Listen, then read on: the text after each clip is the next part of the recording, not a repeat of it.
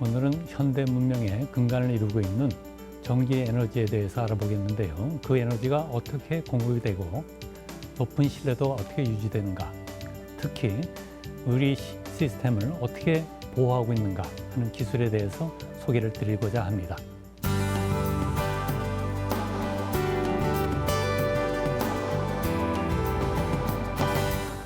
오늘은 그 현대 문명을 창조한 전기 에너지에 대해서 한번 얘기를 해볼까 합니다. 제 말 들리세요? 들리시면 한번 손 좀 흔들어 보세요. 예, 반갑습니다. 자, 여러분들 이런 사진 많이 보셨을 거예요. 우주에서 본 화려한 지구, 빛이 나는 지구를 보는 사진을 보셨을 텐데, 이 빛은 어디서 왔을까요? 낮의 빛은 태양이 주지만은 밤의 빛은 전기가 주고 있습니다. 그래서 전기가 만든 빛의 세상을 우리는 만끽을 하고 있습니다. 좀 더 가까이 보면은 우리나라 보이죠? 일본, 한국, 중국 화려한 것을 볼 수 있는데 유난히 검은 부분이 있습니다. 바로 북한이죠. 북한은 아직도 깜깜합니다. 북한에서는 이 빛이 얼마나 소중한지 알 수 있을 것입니다. 이 빛은 우리나라에 꽤 일찍 도입이 됐습니다. 에디슨이 1879년도에 필라멘트로 된 전구를 발명을 했죠. 그런데 놀랍게도 그 후 8년 후에 우리나라에서 빛을 켰습니다. 바로 경복궁에 왕이 있는, 고종 황제가 있는 경복궁에 발전기를 설치해서 빛을 밝혔습니다. 그것이 이제 우리나라 최초의 빛인데, 그 이후 1899년에 전기로 가는 전차까지 등장을 했습니다. 그래서 그 다음 해 1900년도에 종로거리에, 서울 종로거리에 가로등을 설치해서 일반 국민들이 빛의 혜택을 보게 됐습니다. 그래서 우리나라에서는 이 종로거리에 가로등이 설치된 4월 10일 이것을 전기 난로에서 기념을 하고 있습니다. 자, 전기는 우리 인류 역사상에 정말 놀라울 만한 새로운 역사를 만들어냈습니다. 우리가 달나라에도 갈 수 있고 많은 우주선을 쏘아 올리고 있는데 전기가 없었다면 이것은 가능한 일이 아닙니다. 여러분들이 즐기고 있는 컴퓨터 게임, 스마트폰 이런 것 전기가 없으면 가능할까요? 전기는 이제까지 새로운 문화를 창조해주고 앞으로도 계속 창조해 나갈 것입니다. 공기와 같은 존재, 물과 같은 존재입니다. 그렇지만은 우리는 이 전기에 대해서 항상 너무나 자연스럽고 당연한 것으로 여기기 때문에 그 고마움에 대해서 사실은 느끼지를 못하고 있습니다. 그래서 우리 전력을 하는 사람들은 이와 같은 전기 공급 시스템이 잘 유지되도록 최선의 노력을 다해서 연구를 하고 활동을 하고 있는데, 오늘은 그 시스템이 어떻게 유지되고 있는가에 대해서 한번 설명을 드릴까 합니다. 이 전기에너지 공급 시스템, 우리가 줄여서 전력 시스템이라고 얘기하는데, 이것은 마치 우리 인체의 혈관 시스템하고 비슷합니다. 우리 혈관은 어떻습니까? 심장에서 피가 만들어져서 대동맥을 통해서 또 동맥을 통해서 마지막으로 실핏줄을 통해서 우리 온몸의 세포에 영양분을 공급하고 있습니다.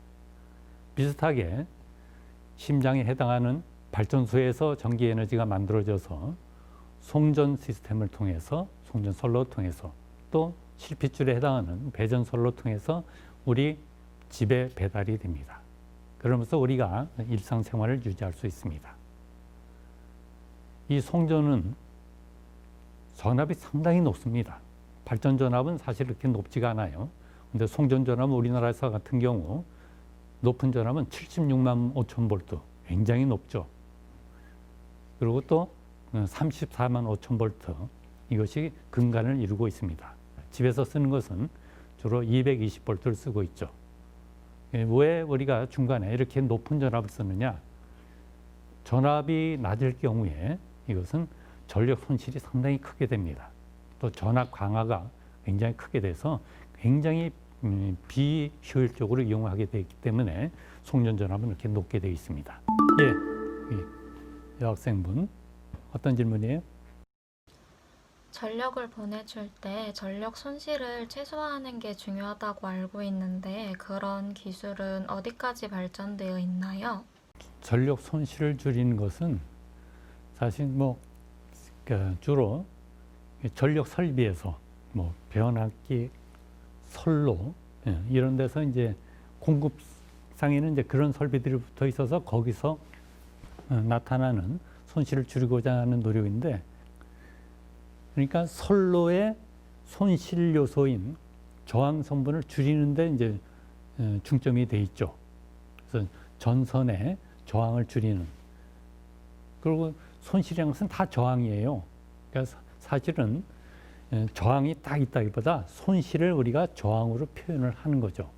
그러니까 선로가 길면 그만큼 손실이 많아지는 거니까, 얇으면은 그만큼 임피던스가 크기 때문에 그것을 크게 하되 가운데는 크기 때문에 이것을 주변에만 흐르기 때문에 가운데를 비워버립니다. 가운데가 뻥 뚫려 있어요. 그래서 겉에만 흐르게 이렇게 해서 반경은 크게 하고 가운데는 비워놓고 이와 같은 전선을 써서 손실은 줄이면서 전력 수송 능력을 크게 하는 이와 같은 기술을 쓰고 있고, 이것들을 줄일 수 있는 그와 같은 재료들 연구를 많이 하고 있습니다. 이와 같은 전력 공급 시스템이 때로는 상당히 큰 문제에 처하게 됩니다. 예를 들어서 태풍이 온다. 그럼 우리가 어떤 지역에 많은 정전이 되는 것을 볼 수 있었죠. 근데 일부 지역에 정전이라는 문제가 없는데 이것이 여러 개가 겹치게 되면은, 잘못하면은 우리나라 전체 전력 공급 시스템이 붕괴가 될 수가 있습니다. 이것을 여러분들이 가끔 이제 들어보죠. 대정전이라는 소위 블랙아웃이라는 이름의 그와 같은 현상이, 위험성이 항상 존재하고 있습니다. 우리나라에서는 발생한 적이 없지만은 미국에서는 실제 발생을 했습니다. 2003년 8월 14일 북미 대정전이라고 그래가지고 역사상 최악의 대정전 사태가 벌어진 적이 있습니다. 미국하고 캐나다 이 지역에 한 5,500만 명이 사는 지역에 대정전이 발생을 했습니다. 그래가지고 한 3일에서 7일간 이와 같은 전기가 안 들어오는 사태가 벌어져서 굉장히 큰 피해가 벌어졌는데요. 경제적 피해만 해도 600억 불, 600억 달러입니다. 저는 이것이 우리나라 돈으로 어떻게 환산을 못 하겠어요. 너무나 큰 돈이 돼가지고. 그런데 이때 어떤 일이 벌어졌냐면은 한 두세 개의 사고가 겹쳐가지고 어떤 일이 발생했냐면 발전소가 계속 죽습니다. 순식간에. 그러니까 3분 내에 21개 발전소의 발전기들이 다 죽었습니다. 그래서 그만큼 피해가 컸습니다. 이런 것을 이제 대정전이라고 얘기하죠. 우리나라에서는 대정전은 아니지만은 2011년 9월 15일 난리가 났었죠. 그때 정전이 여러 곳에서 발생한 적이 있습니다. 이런 일은 언제라도 발생하고 있기 때문에 전력하는 사람들이 가장 중요하게 여기고 가장 심각하게 연구하는 분야이기도 합니다. 이런 것의 원인은 무엇일까요? 왜 이런 일이 발생을 할까요? 이것의 근본 원인은 전기 에너지는 빛의 속도를 갖고 있다. 빛의 속도의 에너지 하면 상당히 뭔가 멋있게 들리죠? 이 멋있게 들리는 빛의 속도라는데 상당히 우리가 어려움을 주고 있습니다. 이것이. 우리가 쓰는 전기는 우리가 쓸 때 그 전기는 언제 만들어졌냐? 바로 우리가 쓰는과 동시에 만들어진 전기라는 것입니다. 왜 그것이 문제가 될까요? 이것은 우리가 쓰는 전기는 우리가 마음대로 씁니다. 소비자 마음대로 이제 쓰는데 발전기는 거기에 따라서 그만큼 전기 에너지를 내는데, 문제는 입력 측하고 출력 측에 이것이 불균형이 생길 수밖에 없다는 그와 같은 문제가 있습니다. 그러니까 생산과 소비가 동시에 이루어지는데 생산을 하는 능력이 속도가 상당히 늦습니다. 예를 들어서 우리가 50이라는 전기를 쓰고 있다가 100을 갑자기 썼다. 그러면은 입력 측에서는 50이라는 에너지를 맞춰서 그냥 쭉 넣고 있고 100이라는 것을 우리가 출력해서 꺼냈을 때도 여전히 거기는 50입니다. 그러면 50이라는 만큼의 에너지 차이가 생깁니다. 입력과 출력에. 그러면 그 놈은 뭔가의 문제를 발생을 시킵니다. 그런데 이 문제가 어느 한도를 넘어가면은 발전기가 완전히 죽게 되어 있습니다. 그러니까 발전기가 그 조그만 차이는 스스로 따라가는 능력이 있어요. 그걸 동기화력이라고 얘기합니다. 그래서 그 범위 안에서는 어느 정도 조그만 차이는 따라가는데 이것이 워낙 큰 차이면은 발전기는 아이고 하고 이제 죽고 맙니다. 발전기가 죽느냐 사느냐 이런 것을 우리가 안정도 문제라고 부릅니다. 그래서 이와 같이 발전기를 계속 잘 살리기 위한 여러 가지 대책들을 하고 있는데 평상시 수요를 예측해서 거기에 맞게 미리 발전량을 정해 놓습니다. 그래서 매 시간대별로 그 전날 매 시간대별로 이 시간대에는 얼마를 발전하겠다. 수요가 얼마가 될 테니까 얼마를 발전하고 어느 시간대는 얼마를 쓸 거니까 얼마를 발전하자. 그래서 모든 발전기에 발전량을 다 정해 놓습니다. 그렇게 해서 그 시간에는 이제 그만큼 발전기를 돌리는 거죠. 이것을 이제 발전기 기동 정지 계획이라고 합니다. 그래서 매일매일 이렇게 그 전날 계획을 짜서 그 당일날 이제 운전을 하지만은 우리가 예측한 거하고 실제로 소비자들이 쓰는 그 수요, 전력하고는 차이가 있을 수밖에 없습니다. 이런 화면은 여러분들이 가끔 TV에서 보았을 것입니다. 그러니까 전력 수급에 문제가 있다, 뭔가 문제가 있다 하면 항상 TV에 나오죠. 네. 여기서 가장 중점을 두고 하는 것이 이겁니다. 수요 예측을 해서 거기에 맞게 발동기 기동 정지 계획을 세우고 만약에 이제 에러가 생겼을 때 그것을 계속 따라가는 제어를 하는 곳이 이곳입니다. 여기서 이제 수요 예측이 잘못돼서 문제가 생긴 것이 바로 2011년 9.15 정전입니다. 그 전에 이제 예측을 했는데 날씨가 그렇게 덥지 않을 거다. 그래서 출력을 한 80 정도만 하면 된다라고 했는데 그 다음날 계속 수요가 올라가는 겁니다. 그렇게 되면 이제 주파수가 계속 떨어져요. 그걸 계속 놔두게 되면은 우리나라 전체가 죽습니다. 그래서 어쩔 수 없이 이제 비상 제어에 들어가게 된 것입니다. 비상 제어라는 것은 강제적으로 입력과 출력 사이에 밸런스를 맞추는 겁니다. 그때는 이제 이게 소비자의 수요가 너무 많기 때문에 그걸 자르는 겁니다. 이것을 이제 부하 차단이라고 합니다. 그래서 부하 차단을 강제로 해서 우리나라 전체 계통을 살린 거죠. 어쩔 수 없게 행한 그와 같은 제어 행동이었습니다. 더 큰 문제는 큰 외란이 발생했을 때입니다. 정말 큰 태풍이 불어와서 번개가 치고 이래가지고 막 철탑이 무너지고 여러 군데에서 변전소가 무너져 폭파됐다는가. 이 전력 시스템은 이제 예를 들어서 테러, 우리 같은 경우 예를 들어서 북한하고 대치하고 있는 상태니까 아주 테러 공격이 타겟이 됩니다.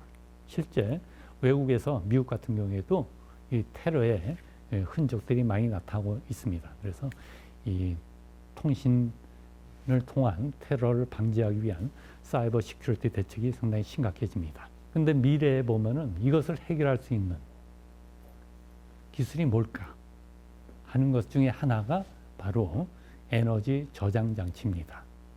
요즘 우리나라 배터리 기술이 세계 최고입니다. 바로 이제 배터리입니다. 우리가 바로 만든 전기를 사용하는 이 빛의 속도로 사용하는 이것을 뭔가 해결할 수 있다면 그러면 안정도 문제도 사실은 사라지는 겁니다. 근데 그렇게 할 수 있는 것이 바로 에너지 저장 장치죠. 그럼 지금도 에너지 저장 장치가 나오는데 그럼 당장 해결되는 게 아니냐? 근데 우리가 쓰는 이 전력은 전기 에너지는 어마어마하게 큽니다. 그러니까 그것을 감당할 수 있는 그 에너지를 다 넣고 쓸 만한 그러한 장치는 사실은 있을 수가 없죠. 그리고 또 만약에 가능하다 그래도 가격이 또 워낙 비싸고 그렇기 때문에 어느 정도까지는 이것이 솔루션이 이제 될 수는 있을 겁니다. 지금도 그와 같은 시도는 하고 있어요. 그래서 에너지 저장 장치를 이제 도입해서 이 아까 얘기한 입력과 출력 간의 차이, 발생한 시킨 전력과 쓰는 전력차의 차이를 이 에너지 저장 장치를 이용해서 이제 하면은 그만큼 안정도 문제는 완화가 됩니다. 예, 어떤 질문이죠? 향후 전력 생산에도 많은 변화가 있을 것으로 생각되는데 구체적으로 어떤 변화가 있을지 궁금합니다. 전력 생산에 대한 변화, 예. 지금 뭐 많이 진행이 되고 있죠. 요즘 분산 전원 해가지고 신재생 에너지, 여러분들이 아는 뭐 풍력, 태양광이 그 주류를 이루고 있는데 그것은 뭐 전 세계적으로 지금 많은 집중 투자가 이루어지고 있어요. 우리나라도 역시 예외가 아니죠. 그러니까 이것이 가장 큰 변화긴 한데 이것은 아마 계속될 겁니다. 어쩔 수 없이 여러 가지 이제 기후 문제 뭐 등등해서 진행은 되는데 그것의 문제점을 하나 말씀드린다면은 아까 안정도 문제의 수요하고 발전량 이 차이, 입출력 차이가 굉장히 중요하다고 그랬죠. 그런데 이 신재생 에너지라는 것은 무엇입니까? 자연에 의존하는 거예요. 자연은 때로 바람이 불었지만은 갑자기 바람이 안 불 수도 있어요. 구름이 꼈다가 갑자기 또 해가 날 수도 있고. 그러니까 이것을 예측하기는 굉장히 어렵기 때문에 이 발전량 예측이 상당히 어렵습니다. 어떻게 될지 몰라요. 그러니까 그만큼 수요하고 발전량을 맞춰주기가, 컨트롤하기가 굉장히 어렵습니다. 그러니까 그와 같은 이제 어려운 점이 있는 거죠. 그렇기 때문에 이제 아까 얘기한 배터리, 에너지 저장 장치의 역할이 점점점 더 중요해지고 있습니다. 그리고 아주 먼 미래, 정말 안정도 문제에서 완전히 해방되는 미래, 이런 것도 생각해 볼 수 있을 거예요. 집집마다 독립적으로 사용하는 거예요. 그 얘기는 우리가 가스 같은 경우 지금 시골에도 우리 도시가스 안 들어가는 데는 어떻게 합니까? 프로판가스 통 갖다 놓고 그냥 쓰죠. 네, 마찬가지로 자기 집에 배터리, 어디 뭐 슈퍼 가서 팔든지 이 어떤 가게 가서 배터리 하나만 사다가 딱 꽂아서 우리 집만 쓰는 거예요. 집집별로 만약에 그렇게 쓴다면 사실 이와 같은 뭐 우리나라 전체가 완전히 암흑의 세계로 빠져드는 모든 것이 붕괴되는 이와 같은 일은 없을 겁니다. 제가 이제까지 한 얘기가 여러분들을 이 전기를 이해하는 데 좀 도움이 됐기를 바라고요. 전기에 고마움을 느끼는 시간이었기를 바랍니다. 그런데 도움이 됐다면 제 강의는 그걸로서 족하다고 생각됩니다. 감사합니다. 수고하셨습니다.